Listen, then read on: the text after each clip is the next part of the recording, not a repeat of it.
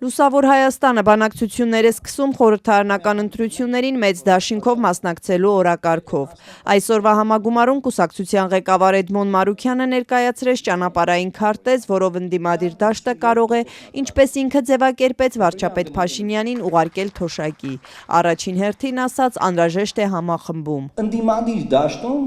պետք է ձևավորվեն խոշոր բևեռներ։ Եվ ընդդիմադիր դաշտը պետք է հանդես գա խոշոր բևեռներով։ Որքան խոշոր, այնքան լավ։ Ընդդիմադիր դաշտի մյուս խնդիրն ըստ Մարուքյանի ընտրություններին բարձր մասնակցություն ապահովելն է։ Նա անհիմն է համարում տարբեր ՔՊԱ-ականների այն պնդումները, թե իշխող ուժը 26-ի ընտրություններին 50%-ից ավելի քվե կստանա։ Պնդեց, ընտրողների 60%-ից ավելին դեմ է իշխանությանը, եւ եթե խոշոր բևեռներ չձևավորվեն, ձայները կփոշիանան։ Ինչու են իրանք իրանց վստահ պահում, որ մարդիկ վախենան, որ մարդիկ մտածեն, որ անհնար է իշխանությունը փոխել, հետեւաբար իմաստ չունի գնանք ընտրության։ Այսինքն առաջին ուղերձը հետեւյալն է, որ բոլոր տեղամասերում, որտեղ 50 գումարած 1 մասնակցություն ա լինում, իշխանությունը պարտվում է այդ ընտրությունը։ Իմացեք ժողովուրդ, որ տեղամաս 50%-ից ավել մասնակից մտավ, կապ չունի ում ընտրել։ Իշխանությունը պարտվում է։ Մարուքյանի պատկերացմամբ իշխանության պարտությունից հետո արդեն խոշոր ուժերը կմիավորվեն եւ կառավարություն կձևավորեն։ Բոլորը պետք է իրենց ունեցած այդ էգոն դնեն մի կողմ, 2026 թվականին կանգնեցնեն այս շղթան։ Լուսավորի ղեկավարը հնարավորություն տեսնում է, որ քաղաքական դաշտում իրար հարող ուժերը փողզիչումներով հասնեն համախմբման։ Իր ղեկավարած ուժը պնդեց, որևէ կուսակցության հետ դաշինք կազմելու հարցով մինչ այս պահը դեռ քննարկումներ չի ունեցել։ Այսօր էլ կոնկրետ քաղաքական ուժերի անուններ չնշեց, որոնց հետ պատրաստվում են բանակցել նախընտրական դաշինք ձևավորելու օրակարգով։ Մենք չգիտենք, թե այդ քաղաքական միավորները ինչ ծրագրային կոնսենսուսների կարող են գնալ, այդ ամեն ինչը կլինի քննարկումներով։ Տեսեք, որ տարբեր ուժեր ասում են, մենք միայնակ մասնակցելու ենք։ Լավ ինքնանպատակ է, դա Լուսավոր Հայաստանն էլ կարող է միայնակ մասնակցել։ Դա ինքնանպատակ է։ Այսինքն մասնակցենք միայնակ, թե փորձենք փոխել համակարգը, իշխանությունը փոխել։ 2026-ի ընտրություններին մասնակցելու մտադրության մասին արդեն հայտարարել է երկրորդ նախագահ Ռոբերտ Քոչարյանը։ Մեծահարուստ գործարար Սամվել Կարապետյանի մեր ձևով շարժումը, որն առաջիկայում կվերափոխվի կուսակցության։ Երրորդ նախագահ Սերժ Սարգսյանի ղեկավարած Հանրապետականից պնդում են, թե այդ օրակարգով անգամ քննարկում չեն ունեցել։ Իրենք խոսում են վարչապետին անվստահություն հայտնելու գործընթացով իշխանափոխության հասնելու մասին։ Նախընտրական դաշինքներին կողմնակից Էդմոն Մարուքյանը վաղ համարեց նշել, թե հետընտրական փուլում կհամագործակցի երկրորդ եւ երրորդ նախագահների ղեկավարած ուժերի հետ։ Քանի որ ես չգիտեմ այս պահին, մենք երբ որ կլինենք գրանցված ընտրական process-ում ուժ, եթե կլինենք դաշինք, ես ձեր այդ հարցին կպատասխանեմ։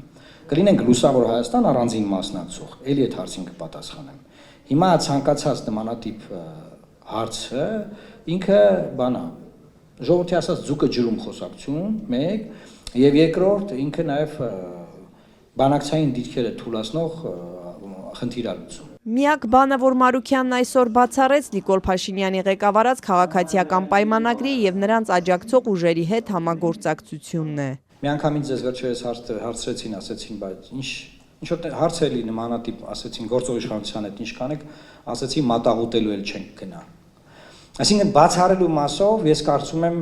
դա է բացառված։ Վարչապետ Փաշինյանի կաբինետում 2 տարի հատուկ հանձնարարություններով դեսպան աշխատած Մարուքյանը այսօր խիստ քննադատեց Փաշինյանի թե ներքին, թե արտաքին քաղաքականությունը։ Կենտրոնացավ հատկապես եկեղեցու վրա, արձագանքելով ամենայն հայոց կաթողիկոսի վերաբերյալ Փաշինյանի ամենաթարմ մեղադրանքին, թե վեհափառը տապալել է իր իսկ ընդունած կանոնադրությունը։ 2011 թվին ասում է